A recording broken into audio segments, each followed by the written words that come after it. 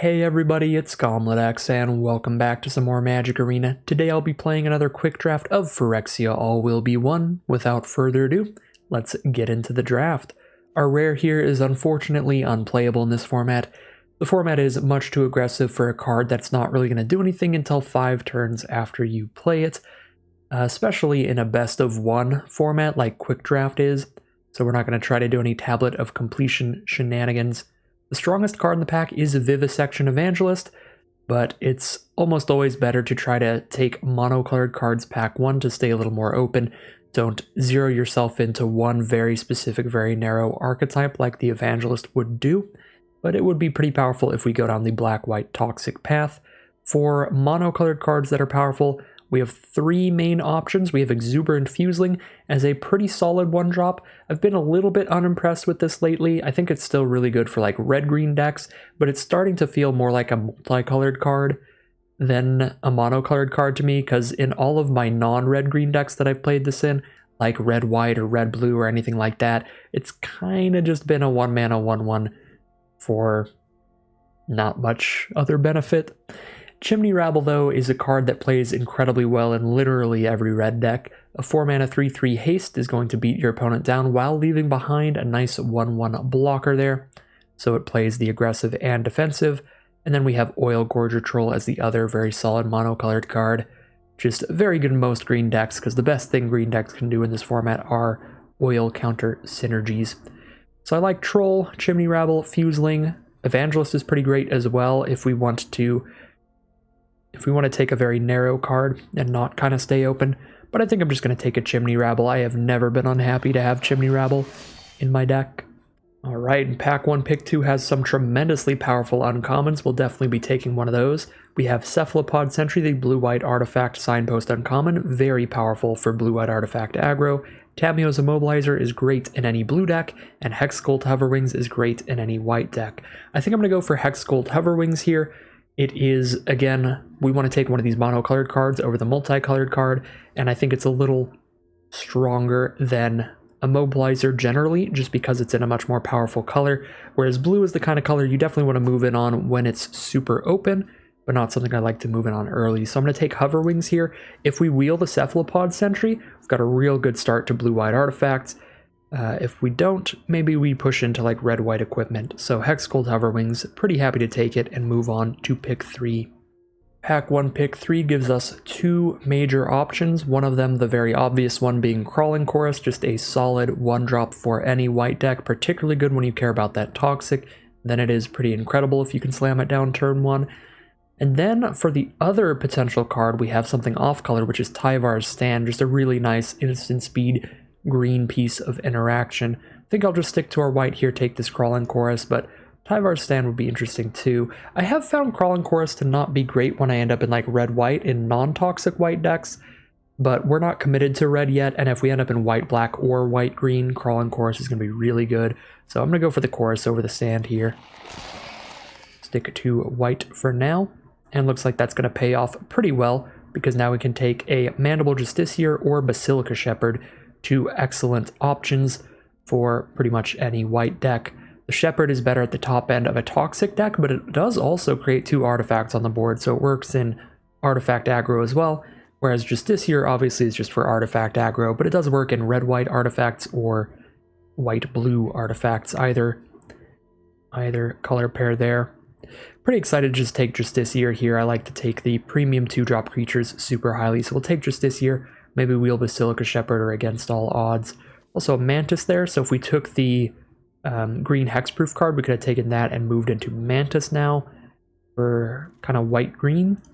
But then we just be on like white-green good stuff instead of white-green toxic, and ooh, really good stuff here, pick 5. As much as I love Chimney Rabble, I'm just going to keep taking these solid 2-mana white creatures while we can. And this leaves our second color more open while still being pretty much just as powerful of a card. Bladed Ambassador is pretty nuts. 2-mana 3/1 that can give itself indestructible during one combat, so you're just trading an oil counter into one of your opponent's threats the first time.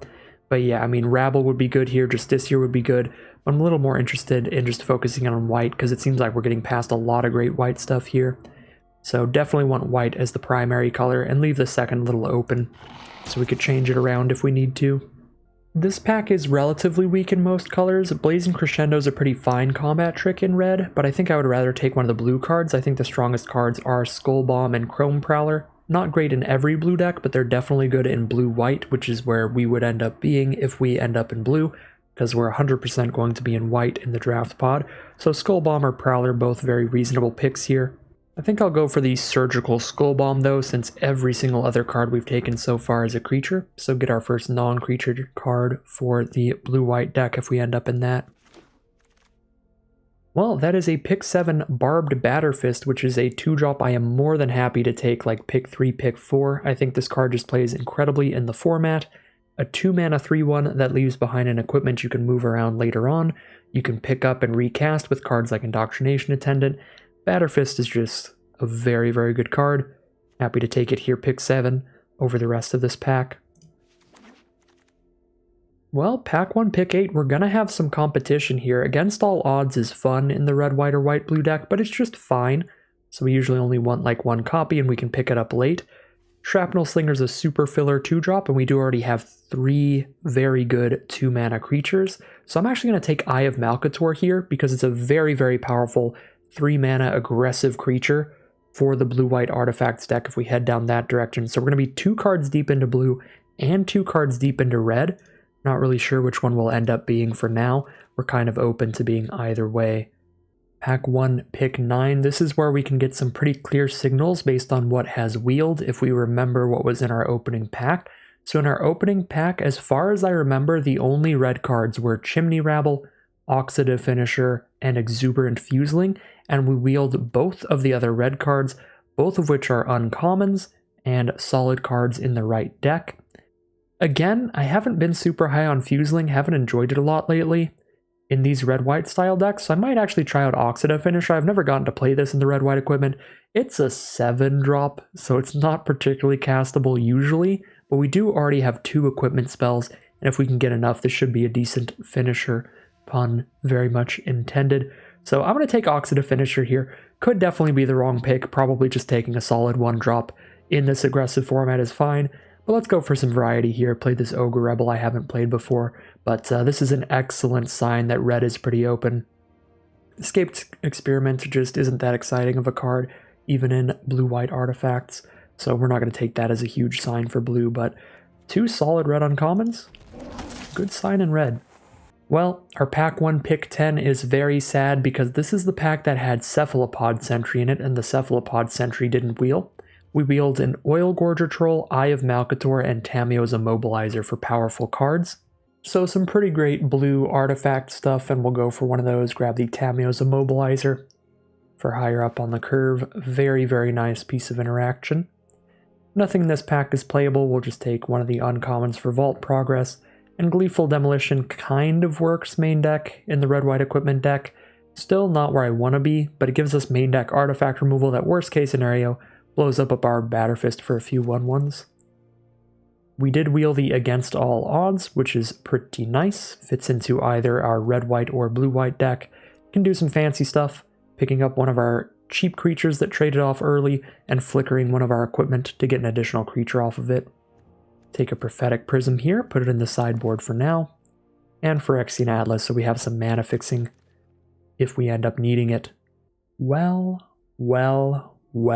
pack 2, pick 1 can shake things up quite a bit here because Miglaw's Maze Crusher is one of the strongest cards in the entire format, and we might just take it here.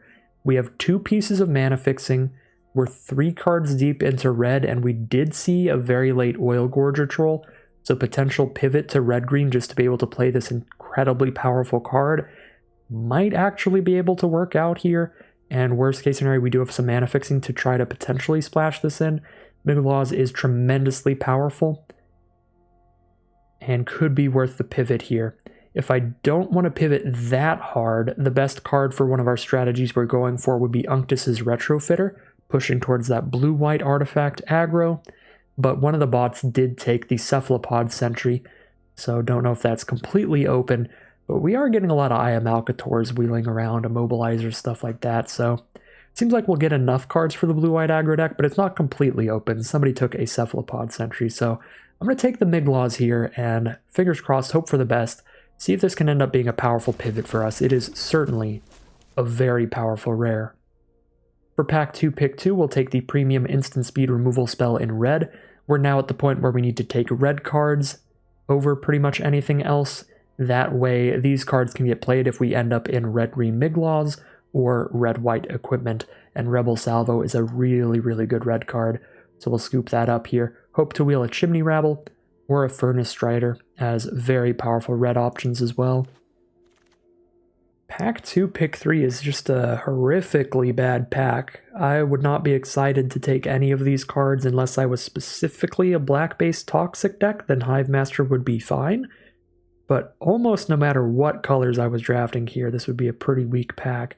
I guess Chrome Prowler would be fine for the blue-white artifacts build, but Centurion is really mediocre filler, Ribskiff is really mediocre filler. Pretty much everything in this pack is just tremendously mediocre filler stuff. So I don't even know what we're supposed to take here, because I don't think any of these are cards that we want to run ideally. I guess we just take the really filler red card and move on with our life.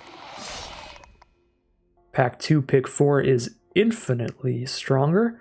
We now have an Urabrask's Forge, pretty ridiculous rare here. If the game goes long at all, this is going to kind of guarantee you win. It's going to get an oil counter every turn, spit out a hasting 1-1, then a hasting 2-1, then a hasting 3-1. You have to sacrifice it during the end step, but if this sticks around a few turns, you're eventually getting 4-1s with trample haste, 5-1s with trample haste that are just threatening to put a lot of damage onto your opponent. So Urabrask's Forge is a very powerful rare, and we are more than happy to see that pick 4.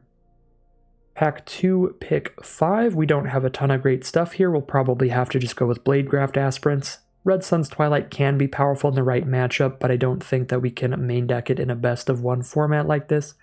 So we'll take the fine filler red card, the Bladegraft Aspirant. And here we go, pack 2, pick 6. We see both Oil Gorger Troll and Lattice Blade Mantis.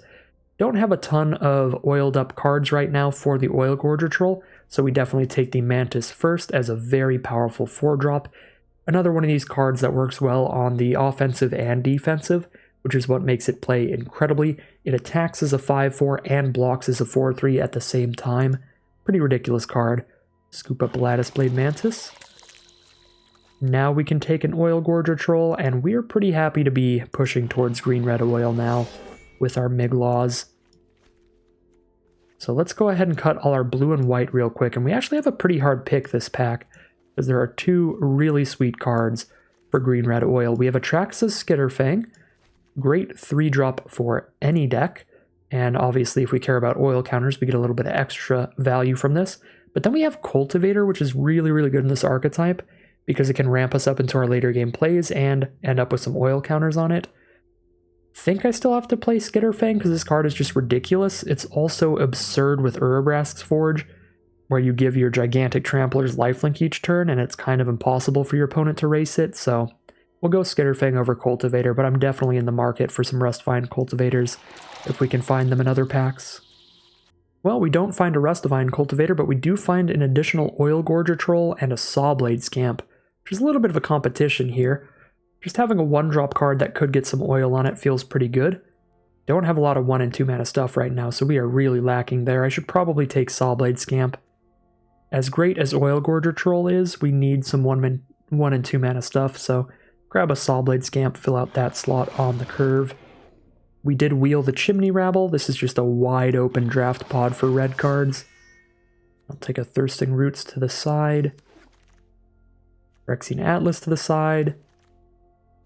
Another Atlas to the side, and we got one pack to get a lot of green playables, but Longlegs Counts, just a 2-mana 1/3 reach, can help us survive some aggressive strategies. Alright, for pack 3, pick 1, one card pretty clearly stands above the rest. Hexgold Slash is just a great, efficient removal spell. We're pretty lacking on that front here, so Hexgold Slash is easily the pick. For pack 3, pick 2, we are still lacking on 1 and 2 mana plays, so Cankerbloom will be the pickup. 2 mana 3/2 that gives us main deckable artifact and enchantment removal. Quite a nice card. We'd love to wheel the Mantis, not super likely. Cackler, I don't even know if it makes the cut because we have so much stuff at 3 mana, but probably we take it and then it lets us cut our Centurion or something. So try to wheel one of these, but definitely Cankerbloom there. Pack 3, pick 3, we now have Free from Flesh, being a pretty great combat trick for this color pair. Since we care so much about the oil counters, we'll take that over Long Legs, I think. We do have 3 2-mana cards minimum now, and Long Legs is super filler, and we got the last one, literally last pick, so we will probably wheel this Long Legs as well. So take Free from Flesh. Now we have an additional Sawblade Scamp competing with Spore Singer. We love the 1-drop here. Grab a Sawblade Scamp. We now have a 3rd Chimney Rabble, which is a super sweet card, or Zenith Chronicler just to have another 2-drop. Tons of 3-mana stuff, so we're not in the market for Ichor Spit Basilisk. Would I rather have 3 Chimney Rabbles, 1 Mantis, or have another 3-1 at 2 mana?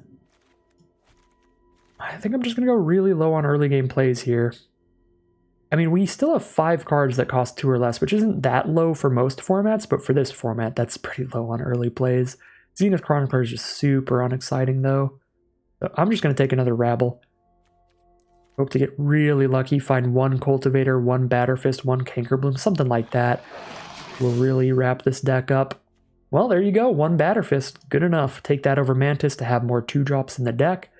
Aw, we have to pass up Ichor Plate Golem for it. Really good pack for us here. Sad we only get to take 1 card, but it's going to have to be Batterfist. So we have 1 and 2 mana plays. This 2 mana play is super bad in our deck, but it's not any worse than the 2 mana 3-1 with no text that we were considering taking, so still fine. Don't need a 6-drop Engulfer. Okay. Could play 1 Terramorphic Expanse in here. That would be fine. Titanic Growth actually is a pretty big combat trick in this format, so I will scoop that up. And looks like we're not going to get any more playables in the end. That's okay, because we just barely made it here. We have exactly 23 non-land cards. So there you go, pivot to red-green. Probably would have had a more consistent deck if we just stuck to red-white or blue-white. But we have an Urabrask's Forge and Miglaws in here, so while we're a little less consistent, we still have some really balmy stuff and plenty of premium commons and uncommons. So still looks like a good deck. And since the pivot was so late, we don't even have to make any cuts. We just get to run this as a 17 land deck. That's our 40 cards. We have no options in our sideboard. I can take another look here, but I'm pretty sure that's the deck building. I could play Prisms and Atlases, but we don't need them in here. I could play a Gleeful Demolition, but I don't like main decking it. And a Thirsting Roots. Yeah. I mean, I could play Thirsting Roots over the 17th land, because anytime I hit a green source, I can just do that. But it has the same downside as running tap lands, where I can't go 1-drop, 2-drop, 3-drop if I have a Thirsting Roots and I need to get land 3. So I'm just going to leave it in the side there, since I'm already running Hunter Maze and Terramorphic for tap lands. Yeah. No deck building required here. This is our pile of cards. Alright, here's a look at the final deck we're going to be playing today. This is a green-red oil deck. It was kind of a late pivot, so our card quality overall is a little below average. It's not the most consistent deck ever, but we do have plenty of powerful cards in here. Anyway, the most powerful one, the reason we pivoted, is Miglaw's Maze Crusher. That's going to be a pretty massive bomb. Super hard to beat this card in the format, and a powerful enough card that it's going to get me to just jump ship and kind of swap strategies here for this deck. But we also have Urabrask's Forge, which can absolutely end some games over time. And then we have all of our just premium commons and uncommons. Our 4-drop slot is incredible with 3 copies of Rabble and Lattice Blade Mantis. We have the Skitterfang that can keep giving lifelink to make racing almost impossible. It can also give flying if we just need to find a way to get damage in. Very flexible, powerful card. Good amount of 2-drops in the end. Some of them are pretty filler. We've got 2 Batterfist and a Cankerbloom that are great, but the double Long Legs and 1 Stalker are just because we need more 1-2 mana stuff to do, so pretty filler stuff there. But the Batterfist and Cankerbloom are great. Double Scamp at 1 mana is excellent in the oil-based deck. And for interaction, we have 2 excellent removal spells, Rebel Salvo and Hex Gold Slash. and a few combat tricks to try to leverage to clear out our opponent's better creatures, like Free From Flesh and Titanic Growth. So pretty solid deck here. Again, not perfect. Some of these cards are pretty filler level, but overall there are quite a few really powerful cards in here. We've got some good interaction, some great bombs, and this deck could definitely do some things, so let's just go ahead and head into the gameplay and see how it does. Alright, here we are in game 1 with turn 1 Sawblade Scamp, turn 2 Terramorphic, got a Lattice Blade on 4. Yeah, that's a definite keep. Start chipping in with the Sawblade Scamp. If they play something good to block, we can hold up a Titanic Growth. If they don't, we can just get our Expanse out of the way. That's a pretty annoying blocker. I don't even think trading Titanic Growth into that is that good, though. So probably just getting the tap land out of the way and passing the turn. It's pretty awkward. Crawling Chorus, very, very good one-drop in the format. Being able to spit out 2 bodies off of the 1 card at only 1 mana.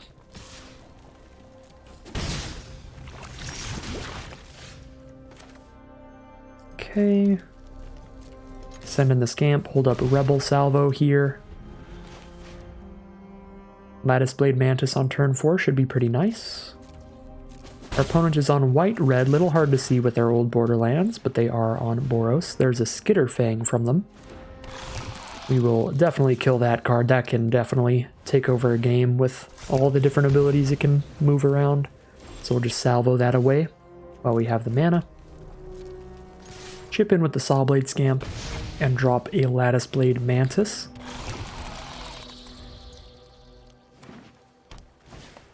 Chimney Rabble from our opponent, exceptional card, very good at attacking into Lattice Blade Mantis as well, so we'll take the 3 damage. Free From Flesh and Titanic Growth, so we just have some combat tricks here. Not loving the Sawblade Scamp attacks, but we can send in Mantis pretty easily. If they attack again, we probably block Rabble and Free From Flesh the Mantis, so it has some extra oil for more attacks. Should play pretty nicely. There's a Flensing Raptor from our opponent to buff the Crawling Chorus. Get in for some damage in the sky. Our opponent doesn't have a trick, this will be excellent, and if they do, I can cast Titanic Growth as well to still win the combat. They do not have a trick, so that is going to be phenomenal. And we'll go ahead and ping with Scamp here. Draw a card. Hunter Maze, best land we could draw here. Then we're going to get in with the Mantis.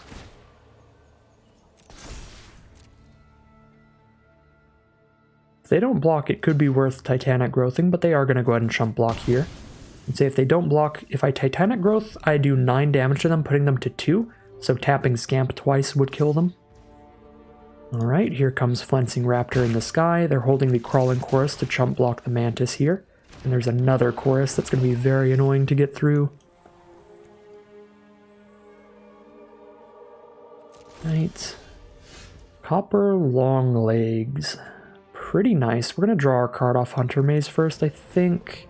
The issue with this is I can't play Long Legs and hold up Growth if I do this. But I think I just need to see our next card and see if that's better than these before I do anything. Okay, Branch Blight Stalker definitely is not better than these. So we hold up Growth in combat in case something weird happens, but we're probably just playing Long Legs post-combat to block Raptor, and then our opponent doesn't really have any attacks. Alright, chump block from Crawling Chorus.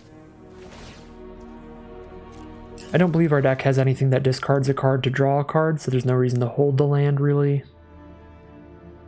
Yeah, there's not, so we'll play it out here and drop the Long Legs past the turn.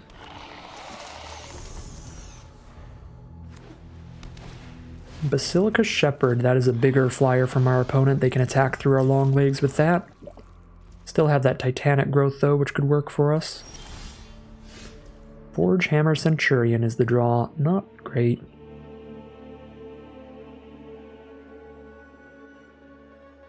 Do I use the final counter on Mantis? I'm not going to sack Long Legs just to get another counter on Mantis and Scamp, so I think I do.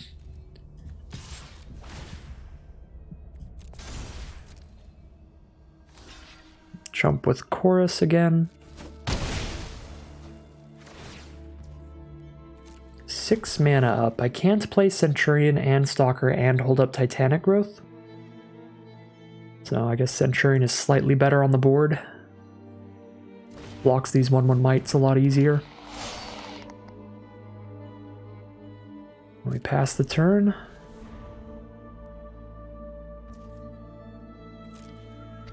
Send in Basilica Shepherd and Fencing Raptor. They have 0 blockers on board.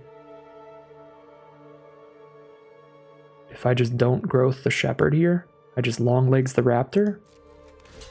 Sure. I'm actually going to keep growth here because it could find lethal out of nowhere.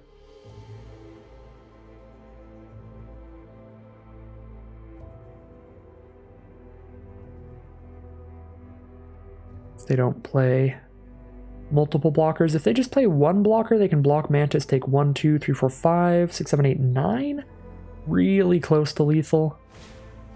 Sky Scythe and Golfer is the play.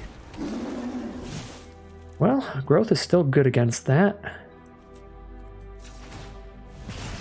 Get the scamp damage in here so we can potentially lethal. Right, I growth Mantis, they take... Well, no, they block Mantis, take 1, 2, 3, 4, 5, 6, 7, 8, 9. It's still putting them to 1 and not 0. Oh, hi, Miglaws. Pretty good card. It doesn't have haste, though.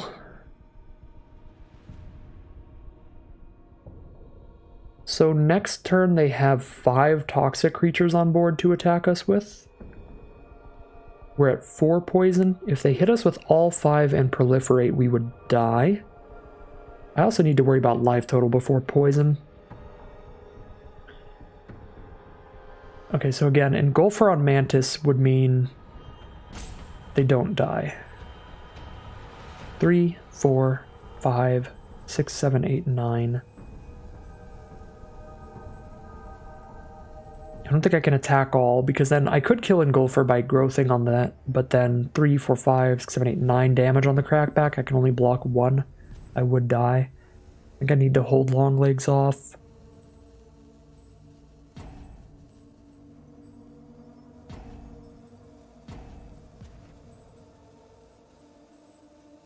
I also need to be able to block Engulfer well, but I can do that with Titanic Growth.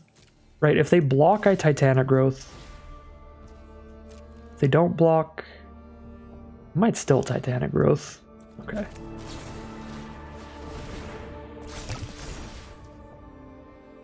Then we get a Miglaws out here. And Miglaws will pretty much definitely kill them next turn.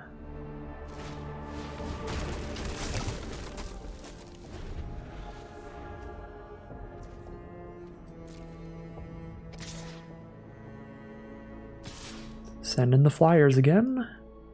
Or just the shepherd, hold up a blocker. I can give Miglaws a menace and then +4/+4. I'll take my 3 damage, I think. Another Basilica Shepherd. That's really bad. We definitely die if I don't kill them this turn.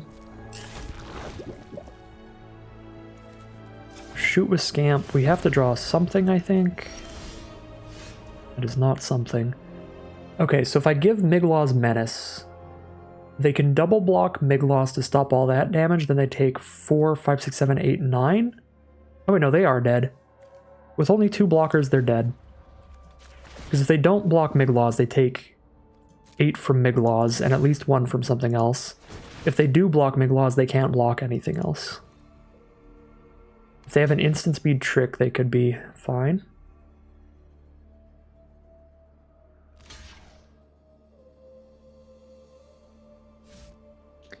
So if they have an instant speed removal spell, we will die. But if not, then they will die.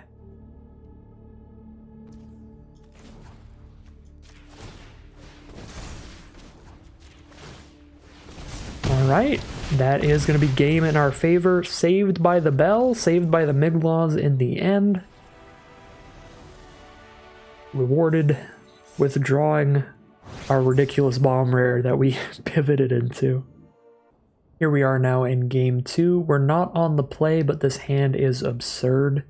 Sawblade Scamp into Batterfist into Forge first, probably, and then Miglaws.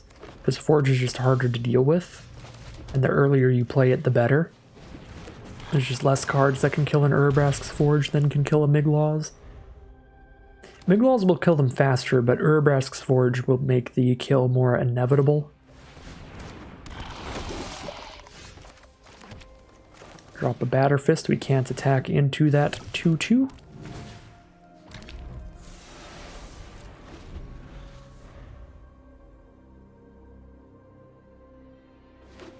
Now we have Forge into Rabble. Should be really aggressive, even if we are on the draw here. There's a Slaughter Singer. Speaking of really aggressive, Phyrexia all will be one called. Opponent curves out with a Duelist of Deep Faith into Slaughter Singer, and it is going to be exceptionally hard to get any blocking done. Take our 3 damage and our 1 poison counter. Drop a Sawblade Scamp, and feels like this is going to be one of those games where we need to treat it like just 2 ships passing in the dead of night. No one ever declares a block.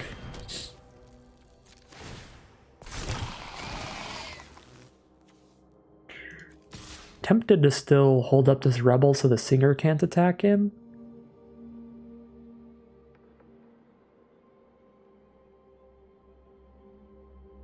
We might be really racing here. I mean, if I take all this damage, I'm at 4 poison. More importantly, I take 5, go down to 12. I think I actually am trying to block at least once this game with this Rebel token.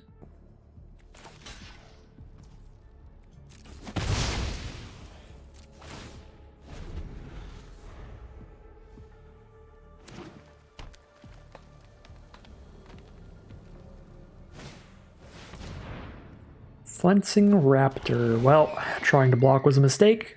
Why did I try to block in the Phyrexia All Will Be One limited format? I have made a mistake. Yep, should have just sent the Rebel in.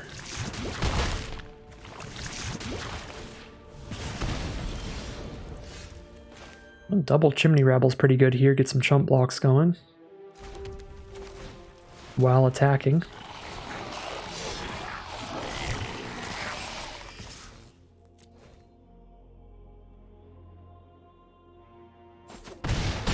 Take it all down to 9. Really not an interactive game here, it looks like. Attack all, no blocks, attack all, no blocks, attack all, no blocks, turn after turn from each player. Each playing our own game of Spider Solitaire. Hoping that we can add our numbers up faster than our opponent.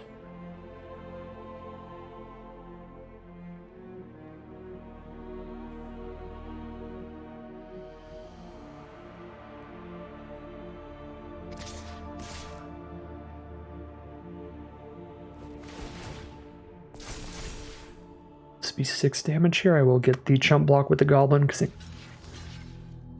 doesn't help with attack too much. Anyway.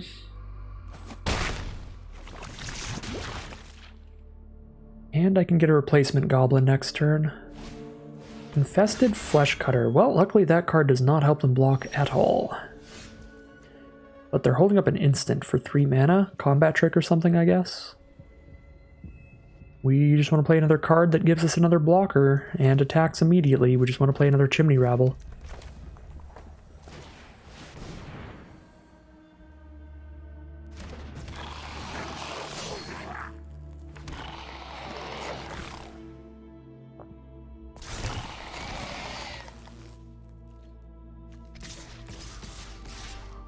Eight life.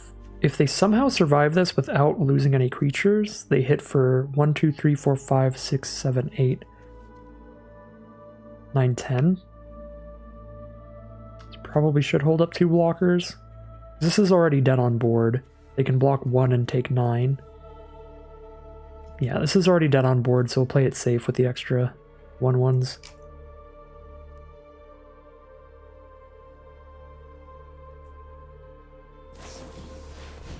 Maze's Mantle is not going to be enough.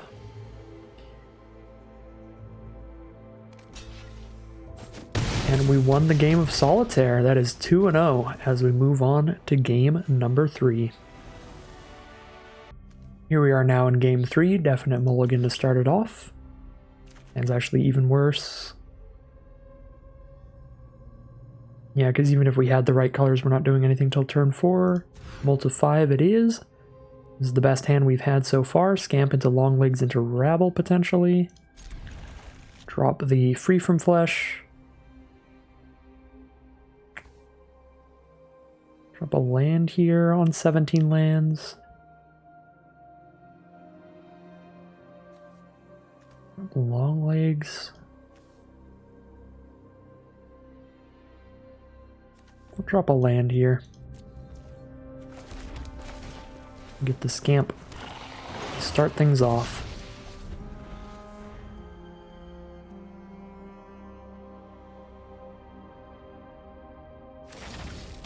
Fair Basilica will start things from our opponent. Ooh. Well, Skitterfang's a great draw if we find a land as well.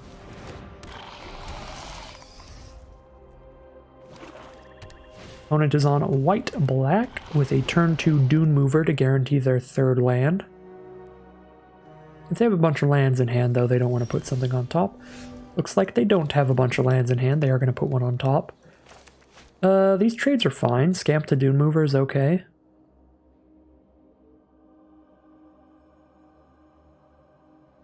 I kind of want to have a blocker up, though, because Skitterfang's not going to block Dune Mover well. I guess I offer Scamp for Dune Mover and hold up a Longlegs. So they can't attack in anyway. It's like, alright, 1 drop for 2 drop trade? No, they're not going to take the trade. Now here's Skitterfang. I guess I could have done the attack the other way around, kind of either way. They're going to pass through turn 3. Okay, well, we're not really doing anything here. We're just hanging out. I think I'll just pass turn as well at this point, because now they just have all the mana in the world for combat tricks. Trading a combat trick into like Sawblade Scamp or something wouldn't be that bad, but if it's like the +2/+2 draw card, that's going to suck. Whisper the Dross also sucks.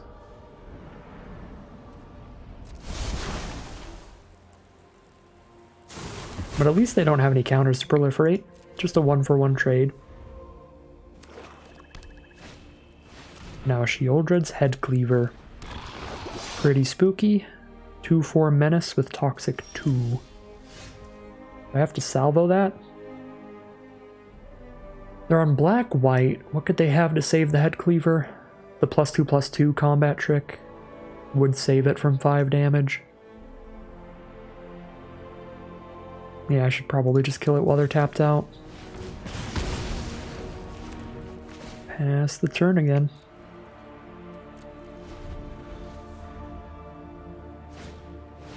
Another Head Cleaver it is. There's our 4th land, though. We get to drop a Rabble. Have to triple block Head Cleaver to threaten to kill it.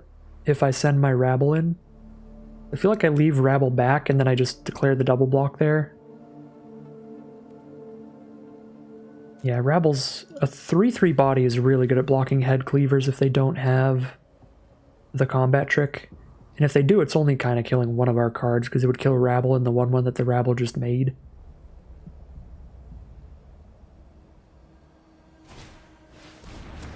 Justiciar and Crawling Chorus are the plays. They are going to pass turn. There's our 5th land. Not a bad draw at all. We can drop Oil Gorger Troll, gain some life, draw a card now. Pick up a Bladegraft Aspirant. Now that I have an Oil Gorger Troll down, I think I am perfectly happy to send some flying damage in. Poke for 3. Because I can go 1/3 on one of their 2/1s, 3/4 and the 1/1 on the 2/4, 2/2 on the 1/1. We still have plenty of blocks. Okay. I will have plenty of blocks even if I send Rabble in again, so we'll do that.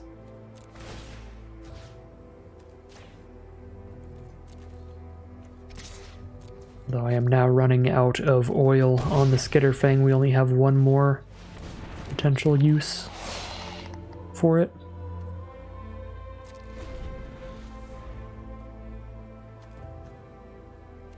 We could play this land if we want, but since it's my only card in hand, I'm gonna just hold it, pretend I have something here.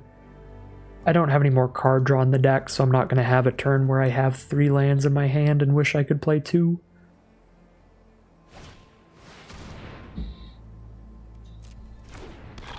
Rhea's pretty scary. If one of their creatures is ever going to actually be able to hit us, they can make it so it just turns into a bunch of mites instead of damage. But currently they can't hit us super well. The scariest thing about Rhea is the battle cry, being able to give the rest of their board +1 power. Actually kind of nasty. Another Chimney Rabble is nice.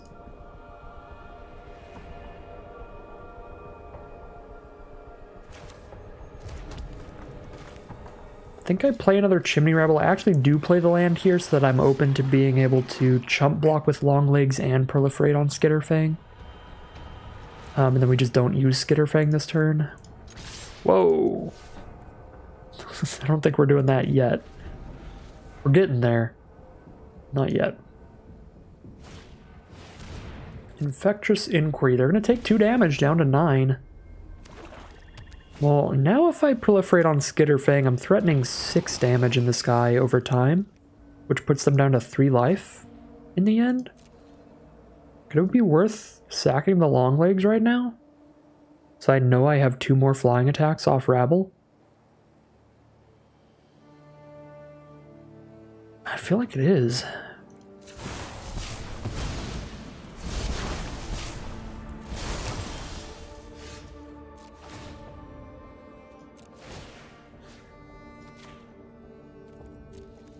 Now we have the tools on board to get them down to 3.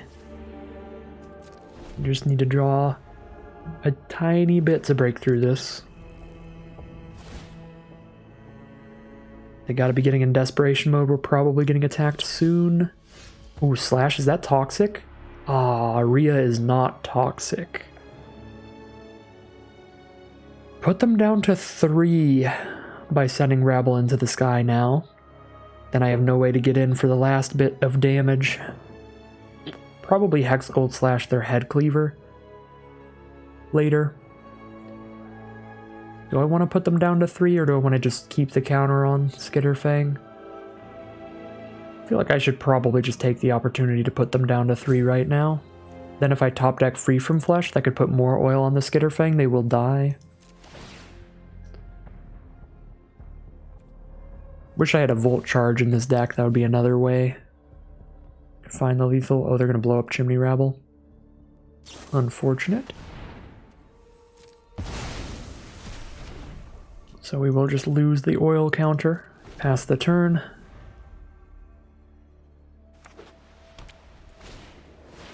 Gulping Scrap Trap. Proliferate some more poison onto us.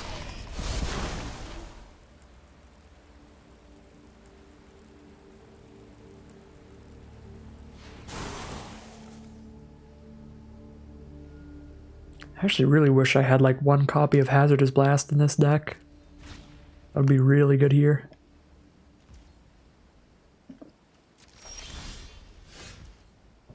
I do have 1 copy of Miglaws, which is also pretty good here.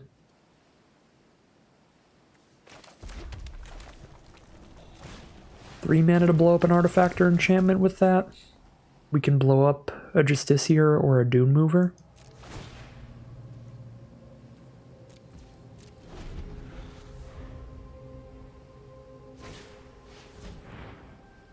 Sinew Dancer is going to be annoying once we get a 3rd poison counter. It's actually kind of already annoying. I want to slash that instead of Head Cleaver. Still feels like probably not.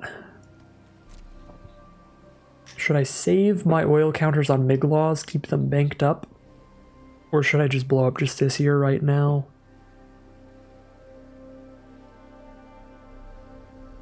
So we have 4, 5, 6, 7 attackers. They have 4, 5, 6, 7, 8, 9, 10. They have 10 creatures. We have 7. Board state is becoming in their favor. We should probably kill something. Might be on Hexgold / the Sinew Dancer, as weird as that seems. I mean, they have 1, 2, 3, 4, 5, 6 toxic creatures.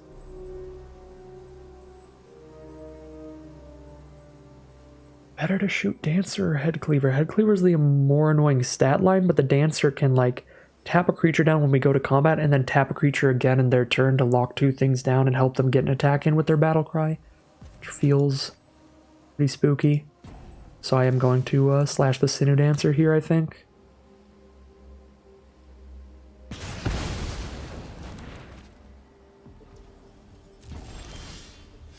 Oh my god, alright. Urbrask's Forge can take over this game if we can just keep enough creatures to block on board here. If they can't deal with the Forge, we get to start chipping in with it once it has 4 counters and up.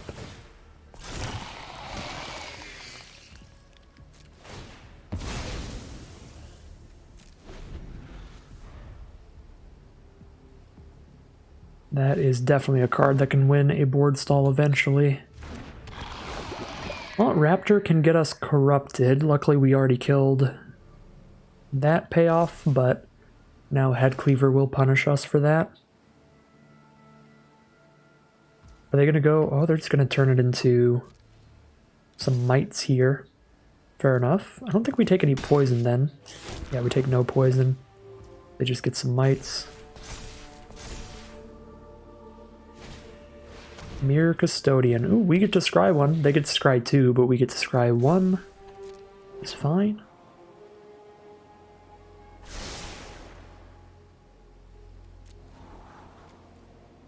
Lattice Blade Mantis is a fine draw.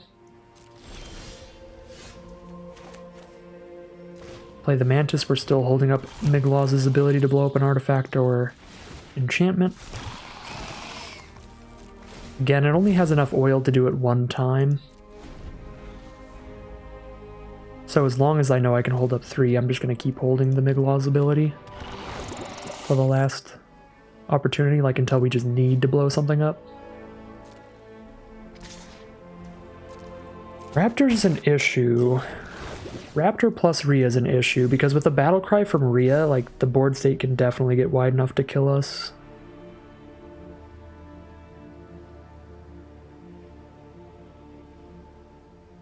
They just need to have 10 more creatures than we do. We have 4, 5, 6, 7, 8. They have 4, 5, 6, 7, 8.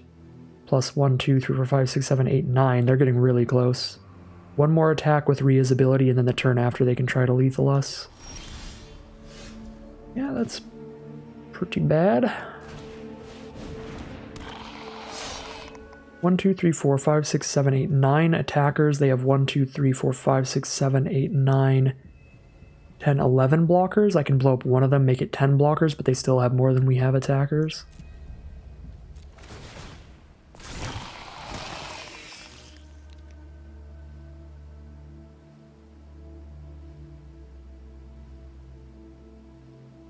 Five, 4 Mantis here, just trades into Scrap Trap, doesn't feel great.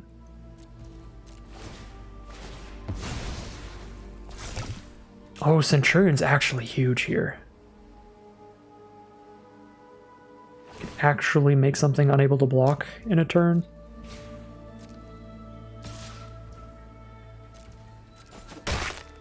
Okay, the problem is they threaten that big battle cry attack this next turn.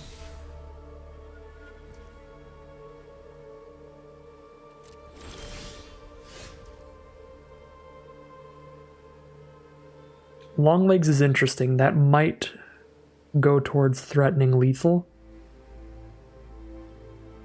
2 for Longlegs, 2 to sacrifice. It leaves us with 3 mana left, which is enough to blow something up with Miglaws but not do menace. So, Longlegs sack.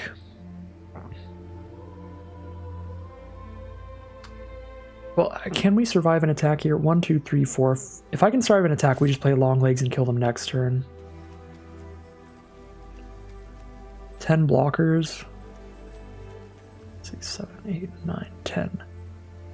Plus 5, 6, 7, 8, 9. We can survive an attack, so We play it slow. We go long legs.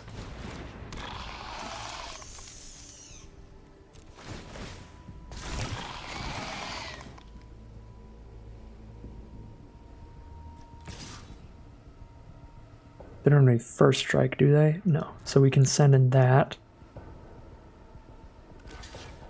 Kill one of their things. Survive an attack.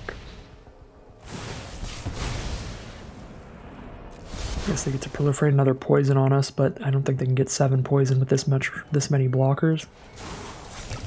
Okay, and now during their turn, I get to use Miglaws to blow up another artifact creature. We're going to lethal them on our next attack, pretty much guaranteed.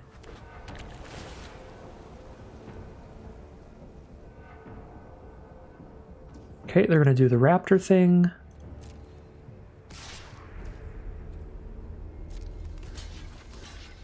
Got long legs stopping that from doing anything. Alright, they pass turn. Now is the time. Destroy the lifelinker. Proliferate.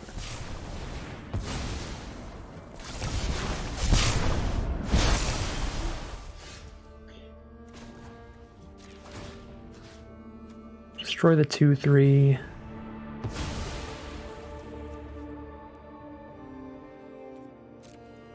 Attack all, trigger all of our abilities here.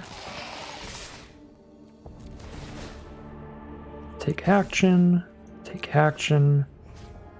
Shut off the 2/4 from blocking, I guess. They have 1, 2, 3, 4, 5, 6, 7 blockers against 1, 2, 3, 4, 5, 6, 7, 8, 9, 10. That should be dead.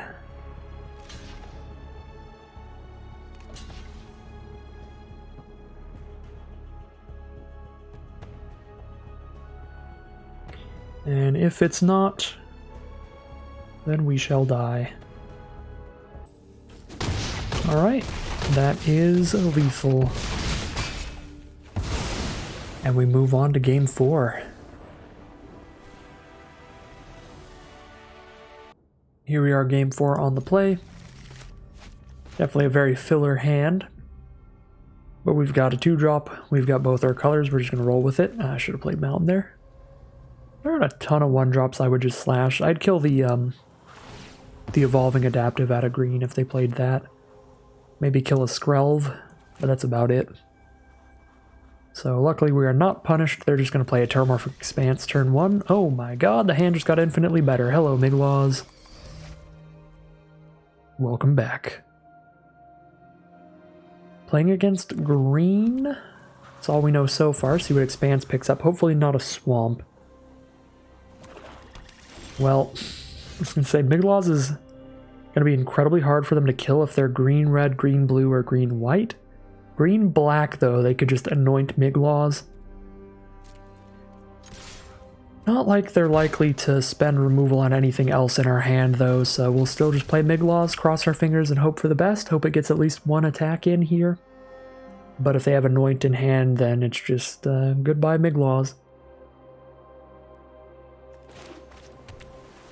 Green, black, and blue from our opponent. All the biggest proliferate colors, so they could be trying to put some poison counters on us and then do a bunch of proliferating. Tainted Observer. Yep, that's exactly what Tainted Observer tries to do. Hex Gold Slash is an absurd magic card. Let's clear that off the board for 1 mana. Still play another long legs here, since it has Toxic.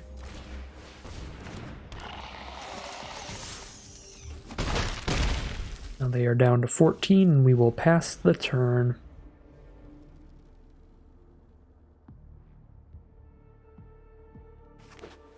Fourth land from our opponent.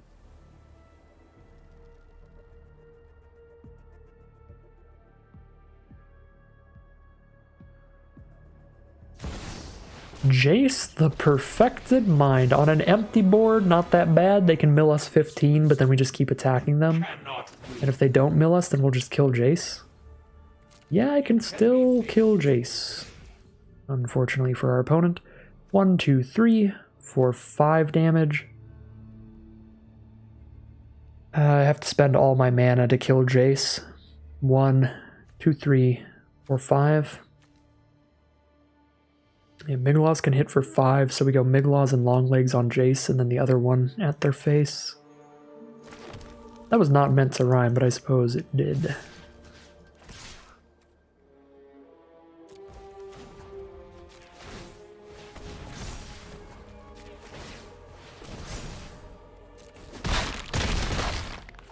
Alright, well, very nice fog from our opponent. Not only did it stop most of our combat damage, it made us spend all of our mana on Migloz rather than playing more creatures.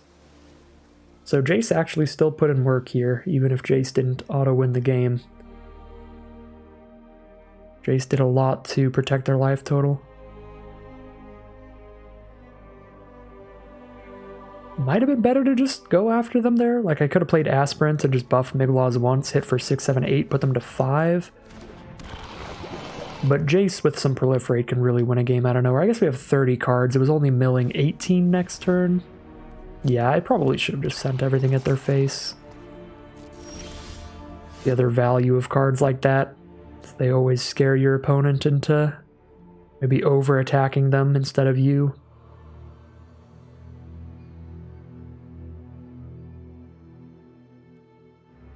Alright, well, Migloz is still a fine attacker here. We can still attack with everybody and then just play something post-combat. I don't see a major need to Rebel Salvo any of these. Alright, so deal 4 damage, they'll go down to 9. Drop an Aspirant for a nice menacing threat.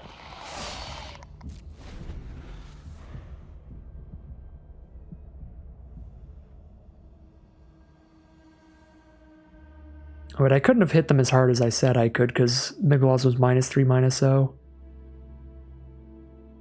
Yeah, and it was still fine to kill Jace. I hit them for less damage that turn, but it probably adds up over the coming turns, because Jace is, like, stopping 3 damage every single turn. Never mind, I forgot about that part. The Jace attack was fine. There would still be an argument for not attacking Jace, but I think it's pretty close. If I don't care about salvoing here, should definitely pre-combat the Skitterfang, send Migloz in the sky. Something like that. I kind of do like salvo, though, to ruin one of their double blocks. Yeah, I'm just going to send up the squad holding up a salvo. If I don't need to salvo, we can play Batterfist, Skitterfang. Blue, black, green do not have a board wipe in this format, so we can just dump our hand out if we don't salvo here.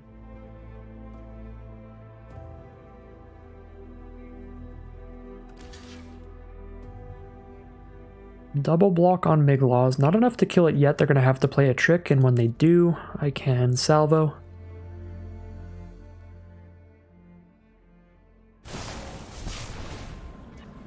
-1/-1 Migloz to make it a 3/3.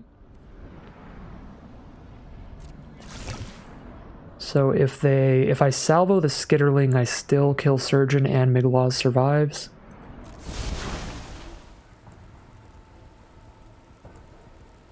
I believe that is the play.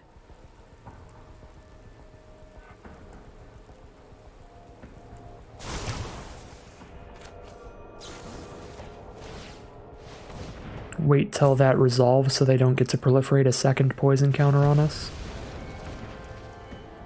With Rot Priest. Alright. Migloz is still out. They've only got 1 creature left. They're at 5 life. We've got a 2/3 menace and a potential 4/4 vigilance menace.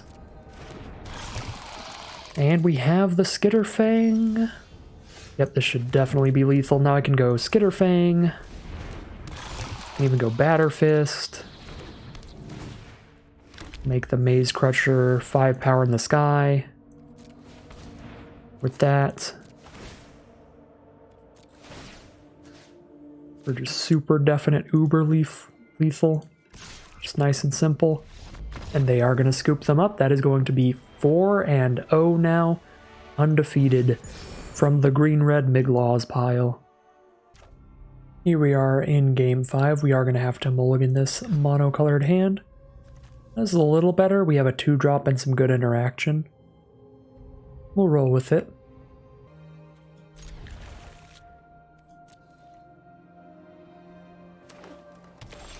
Forest to start things off. We'll drop a mountain. For our Hex Gold Slash. Nothing we need to kill yet though. Just drop our Batter Fist and pass the turn. They're on mono green so far, but they did take a mulligan of their own. Yeah, so it could just be stuck off their second color, and there's the mountain. So a green-red mirror match.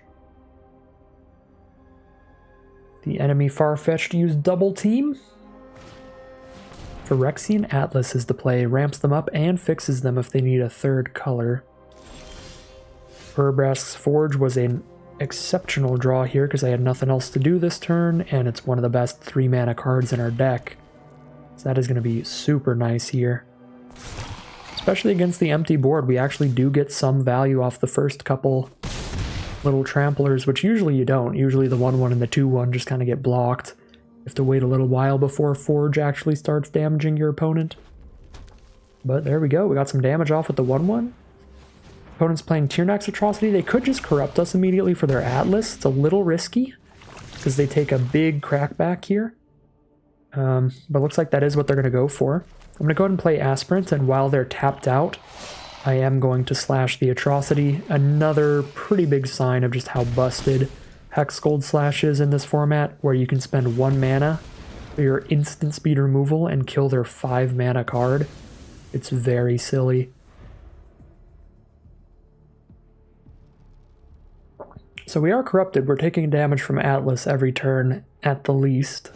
See what else they have. Ichor Spit Basilisk, decent blocker. Rustimine Cultivator's kind of a little dork. Aesthetic Injector. Give any of their creatures toxic to crash back into us. Probably attacking with everybody. I don't think I'm going to use Free From Flesh here. I guess it depends. Maybe some block will show up that's like really good to use Free From Flesh. But if not, we're just going to play our Lattice Blade Mantis and start jamming in with that as well. Alright, so they're going to double block Aspirant. So I lose Aspirant no matter what. I can either kill Cultivator or Free From Flesh to kill both. Basilisk already just trades off into my 3/1, so I guess if I play Mantis, then Basilisk is going to block Mantis. It might be better to just Free From Flesh to get the Basilisk out of the way, otherwise Mantis isn't really doing too much anyway. And I guess it trades into Basilisk and the other 2 creatures get in for like 7 damage, so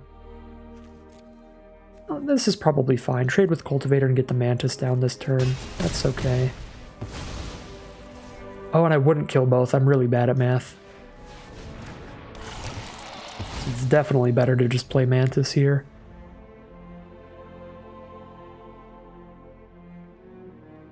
Free From Flesh could potentially just find us lethal out of nowhere. Yeah, I think against this board state, we're pretty much guaranteed lethal with Free From Flesh. Because we're going to have a 4-power Trampler. They're going to have to block Mantis, because it's going to be attacking for 5. Yeah, we've got a Salvo as well. That's pretty absurd. This is just slam dunk, incredibly lethal no matter what, but we'll make it as overkill lethal as possible just to be safe. In case I am even worse at math than I thought. And there we go. We are 5-0 as we head into Game 6. Here we are on the play for round 6. 2 Batter Fists and an Aspirant. I guess we're mono red aggro. I'm pretty cool with it. It's like my favorite deck. It's actually not true. My current favorite deck is mono white Humans and Explorer right now. Played it just for the Arena Decathlon event, and then it actually has me playing Constructed to this day. I'll just hop on, play some games with the mono white Humans deck every now and then. Played more Constructed in the past month than I have in years. Last time I played any Constructed formats was during Kaladesh Standard. I played Teamer Energy because that was just the best deck by a lot at the time, and it was also quite a bit of fun. It's a really fun mechanic to play around with where you're banking all the energy up so that You know, if you top deck one of your big energy cards late game, you just dump it all onto that and make it massive. So it's a pretty fun, pretty cool deck. Loved that standard format. Even if they did start banning some cards out from under my deck. So it's too good. Yeah, this draw's kind of ridiculous, because, like, I haven't drawn a single green card all game, which is actually panning out super well because we didn't have any forests in the openers. Like, we're just an absurd mono-red aggro deck right now. There's a head cleaver, but that's not going to be enough. They might even just be dead this turn. Probably not. 3, 4, 5, 6, 7, 8. Oh, they are just dead this turn. What the heck? Alright, well. Phyrexia all will be one called. And it said turn 5 is the last turn of the game, I guess? I don't know. I can't even say anything funny. That was just... Oh, this is, yeah. One of the most aggressive draft formats of all time. Here we are in round 7, and since we are 6-0, this could be the final game of Magic for today if we win, but if not, we've got 2 more rounds in the chamber, 2 more chances at a 7-win run with this deck. This is going to be a mulligan here. I don't think playing a long legs on 2 into a Mantis on 4 is all that exciting to justify keeping the mono-colored hand. So we are going to take the mulligan here. Well, another mono-colored hand, and this time there's only one castable spell, and it's just interaction, so mull to 5 it is. And this is the best hand of the 3, so that works out. We will get rid of... Having to get rid of 2 cards here is kind of awkward. Sawblade's Camp is significantly worse on the draw than it is on the play. I feel like I want to go long legs into Miglaws, so I have a backup creature if Miglaws just immediately dies. But I do still want that Titanic growth. It can't be right to keep Titanic growth over a land, though, because just guaranteeing turn 3 Miglaws is probably our best bet.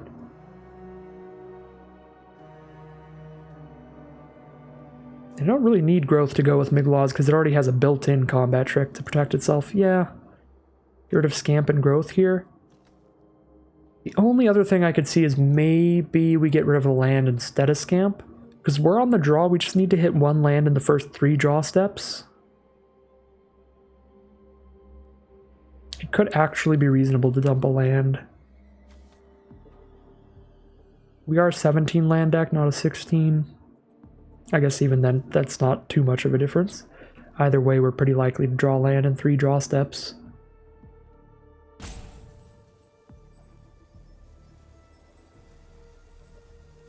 And I think we're likely enough to draw land in 3 draw steps. I'm gonna go to 2 lands here.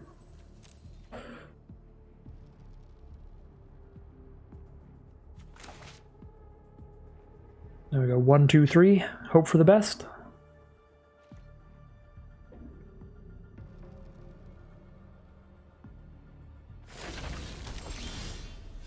Well, there's a Hunter Maze. I'd rather skip on long legs than Scamp here. So we'll play that on turn 2. Branch Blight Stalker. Scamp is decent against that. Rather block it than attack into it. Oh my god. Stalker into Skitterfang is horrific. That is going to guarantee at least 6 poison counters on us. So they can just give it flying 3 turns in a row. Good lord. Guess I could play long legs instead of Miglaws, but feels wrong. If I play long legs, I know I can block Stalker even if they give it flying. And this pretty much got to be Miglaws here. Probably use Miglaws to blow up Skitterfang next turn.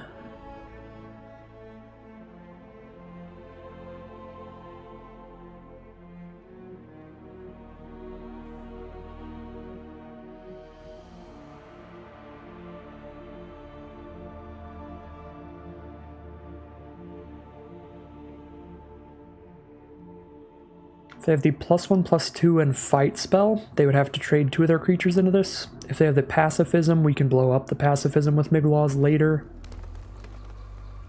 Or actually we can't, because it would shut off its activated ability. So the pacifism would work, but none of their green removal would work great. It would work fine, but they'd lose 2 of their cards.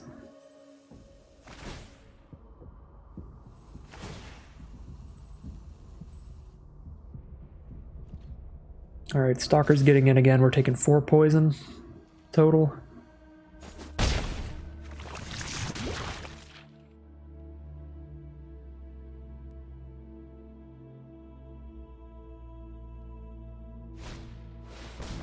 Ichor Spit Basilisk. Alright, so Miglaws can't really get in now. Free from Flesh is spicy. I mean, I could just blow up Skitterfang and then Vigilance Menace the Miglaws here. And then I still have Free from Flesh to put more counters on it later, so I can still do more abilities later. And that seems fine. What do they have for 1 white mana? Oh, the +1/+1 aura? Okay.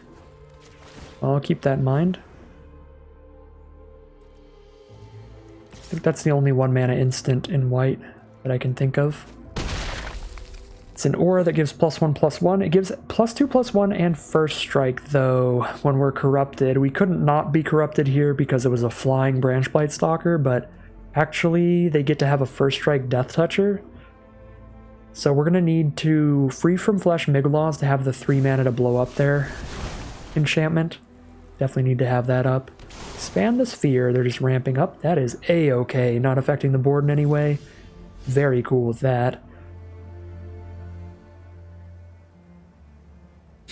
If I give Miglaws Vigilance and Menace again, it is not going to have enough counters to blow up an enchantment later, but Hexgold Slash could blow up the Basilisk if they put the +2/+1 first strike on it anyway. And this way, if I give it Vigilance Menace and they go for the double block, I blow up Basilisk and Stalker. Even if they get to keep that enchantment later. Feels worth it.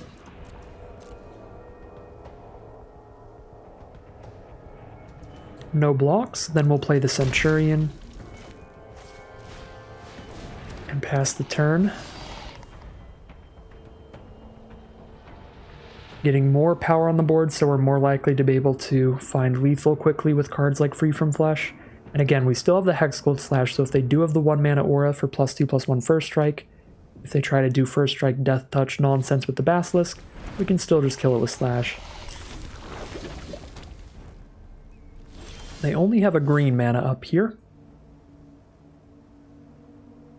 Unlikely to have great tricks.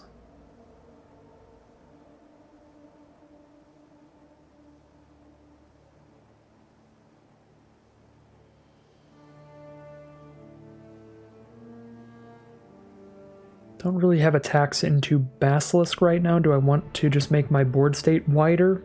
Or do I want to slash right now? If I slash right now, they could double block Miglaws with their 3/3 flyer and their 3/1, but they lose both creatures to kill Miglaws, which would be fine.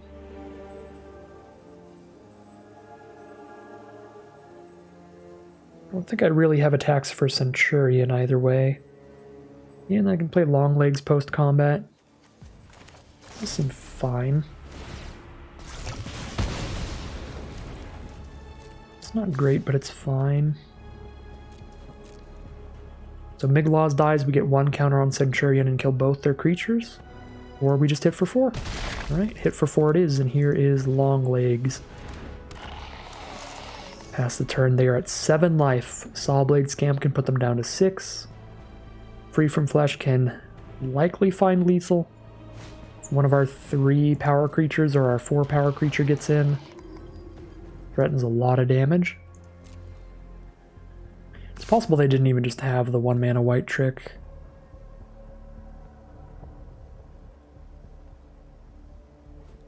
Could just have been thinking for alternate reasons.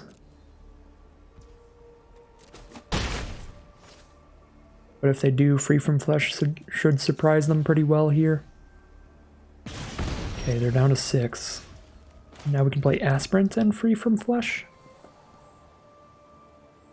Attack with the squad, Free from Flesh to try to beat the Plague Nurse. Or find Lethal. Actually, probably don't attack with Scamp since it can still damage them on blocks.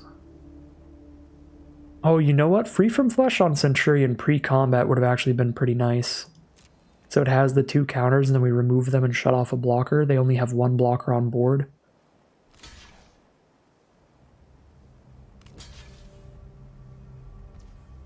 Okay, on board this is fine. We hit them for 1, kill the Stalker, but we lose Centurion.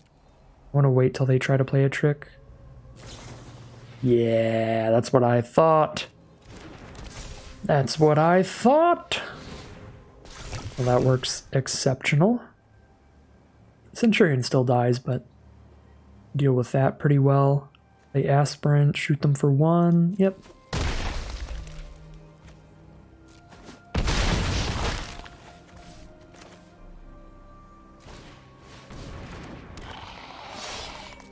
Got 2 blockers if Plague Nurse is going to try to threaten Poison Lethal. They have 2 toxic there. They can make all these be 2 toxic as well, so that's 6 poison total, but we've got 2 blockers. Just need to block at least one of them.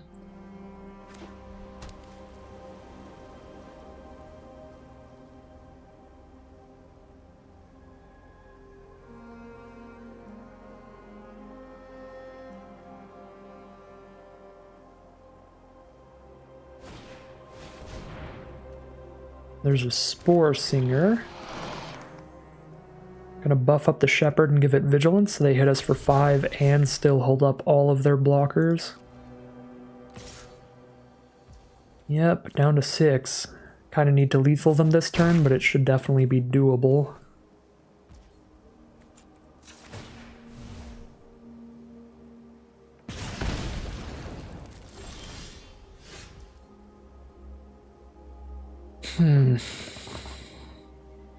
I can give Miglaw's Menace. If I give Miglaw's Menace an attack with everybody, they can go double block Miglaw's, single block there, go to 1. I guess it would be double block Miglaw's, single block there, go to 1. We might be losing here. Actually, if they double block Miglaw's, single block Scamp, and go to 1, I kill one of the things they blocked with there, they'll crack back for 1, 2, 3, 4, 5. They need one of these to be alive to kill me next turn. I could sack Longlegs to +2/+2 the Miglaw's as well. Maybe we even just don't give Miglaw's Menace, so that we just kill something with Miglaw's on attacks, because they have to block it. And then we just hold these blockers back. Feels better, then I don't just die on the crackback, since I can't find lethal here anyway. Let's see if Hunter Maze gets us anything. Another Longlegs. Pretty reasonable. So we attack with Miglaw's, they probably double block with Plague Nurse, Spore Singer, we kill the Nurse. And then we play Longlegs post-combat.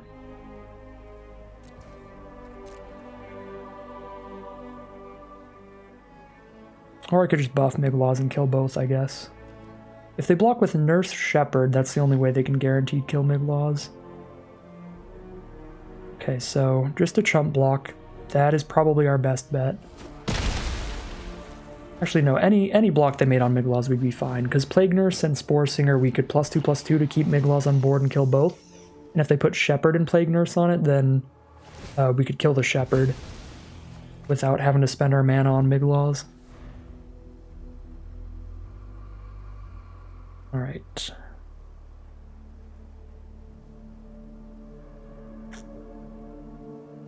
If they can't play another creature here, then they can't attack with the Shepherd.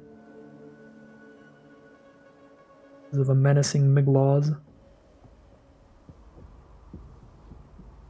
Might have to chump with a Longlegs here to play around Titanic growth.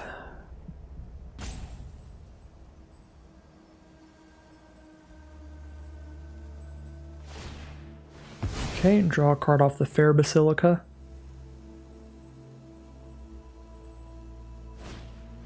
Planar Disruption Miglaws, that's pretty nasty. Play a Plains. They have one card in their hand.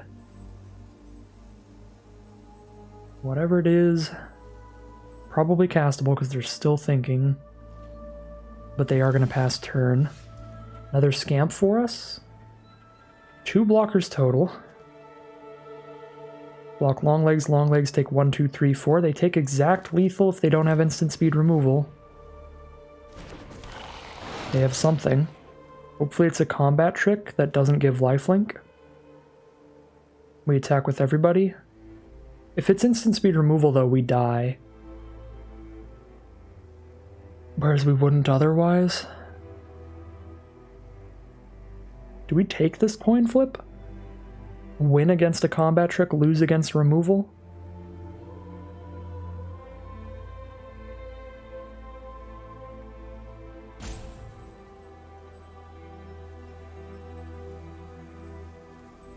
Three mana or less, what is it, like Complete Devotion, +2/+2 draw a card? There's very few instant speed removal spells in white or green for 3 mana or less. There's the uncommon, one of your creatures deals damage equal to its power to another creature. The vast majority of removal in the color pairs is sorcery speed.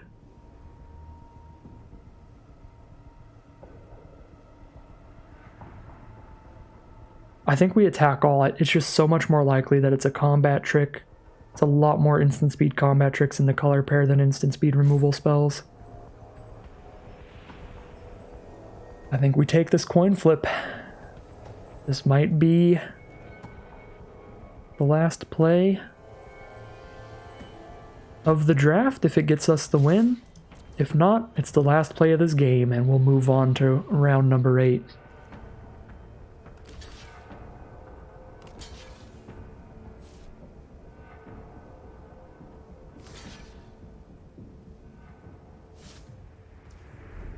Alright, Menace is going to find us the victory there. It looks like they were desperately trying to block the 2-power creature, but that Menace is going to make sure that they cannot. And that is going to be 7-0 for today's draft. Pretty nasty stuff from this deck. I think this is the weakest deck that I've quick drafted. I actually like...